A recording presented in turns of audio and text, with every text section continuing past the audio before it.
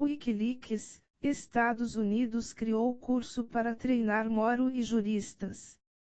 Em documento interno do governo americano que foi vazado pelo Wikileaks, os Estados Unidos mostram como treinaram agentes judiciais brasileiros, entre eles Sérgio Moro.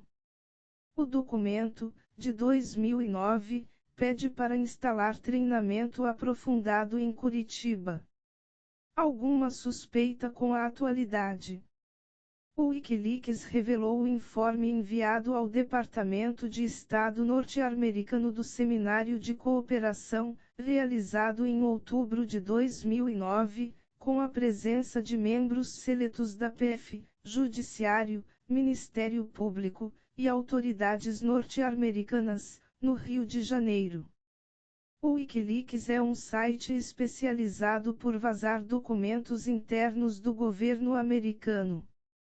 O seminário se chamava Projeto Pontes, Construindo Pontes para a Aplicação da Lei no Brasil, em que se tratava de consolidar treinamento bilateral de aplicação das leis e habilidades práticas de contra-terrorismo. Promotores e juízes federais dos 26 estados brasileiros participaram do treinamento, além de 50 policiais federais de todo o país. A delegação Tupiniquim era a maior dentre os participantes, que contava com participantes do México, Costa Rica, Panamá, Argentina, Uruguai e Paraguai.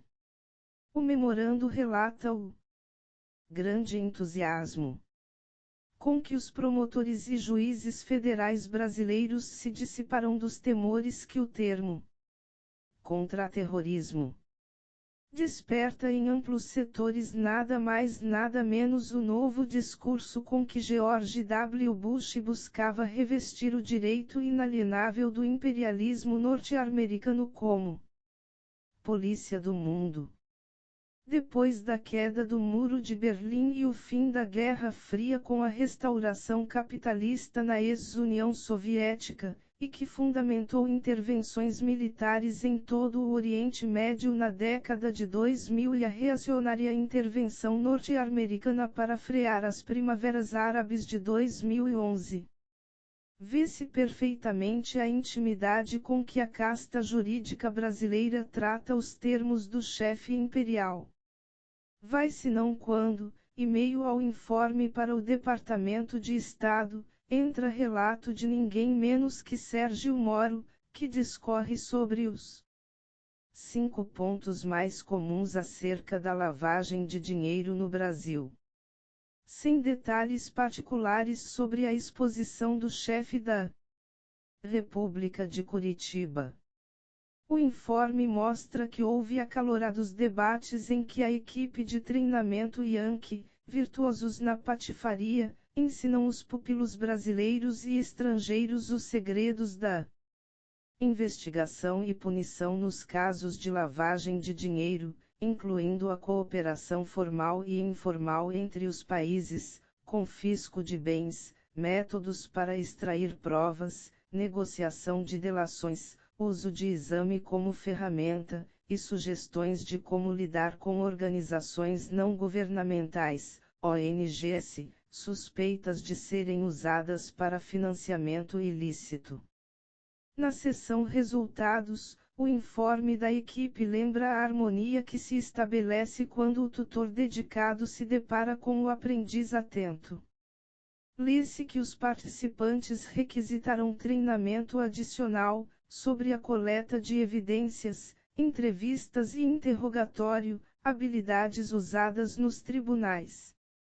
Este interesse subserviente se explicaria pelo fato de que a democracia brasileira não alcança 20 anos de idade. Assim, os juízes federais, promotores e advogados brasileiros são iniciantes no processo democrático, não foram treinados em como lidar com longos processos judiciais, e se encontram incapazes de utilizar eficazmente o novo Código Criminal que foi alterado completamente. Haveria que verificar a opinião dos participantes sobre esta cortês acusação de estupidez por parte dos chefes yankees. Se damos crédito ao informe, aos juristas e promotores brasileiros pouco importava a desconsideração vinda do Norte, contanto que consentissem em ensinar as novas ferramentas, que estão ansiosos em aprender. Duas metades se completavam. Como dizia o russo Chernyshevsky, um fósforo é frio, assim como o lado de fora da caixa em que é riscado, mas juntos produzem o fogo que aquece a humanidade. Essa é a síntese das relações entre os Estados Unidos e o poder judiciário brasileiro.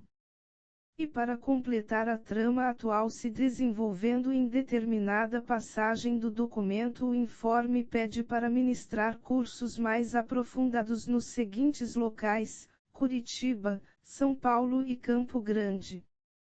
É de estranhar agora os procedimentos da chamada República de Curitiba. O relatório se conclui com a ideia de que o setor judiciário brasileiro claramente está muito interessado na luta contra o terrorismo, mas precisa de ferramentas e treinamento para empenhar forças eficazmente.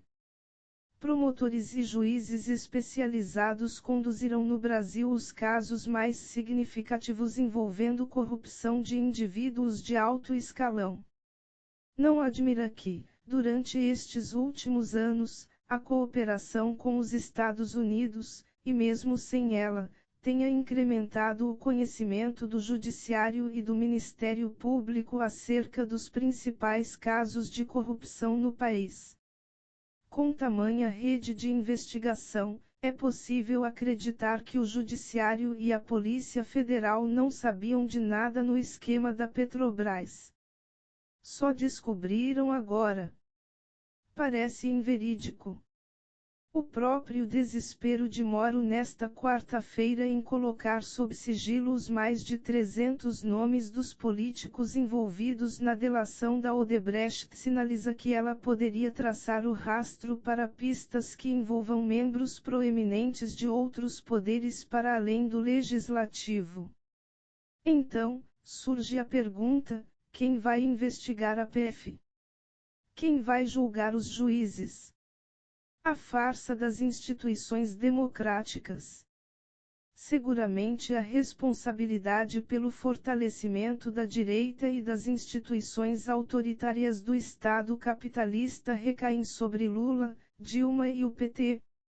Por outro lado, as manobras de Sérgio Moro e encampadas pelo Supremo Tribunal Federal representam a preparação de um golpe institucional deste partido judiciário, e devem ser denunciadas contundentemente. Os juízes não são eleitos por ninguém. Pelo contrário, são escolhidos pelos donos do poder. Como muito, são funcionários de carreiras cheias de filtros sociais, para que seus cargos sejam ocupados só pela elite. Gozam dos mais altos privilégios da República dos Ricos, alguns deles vitalícios.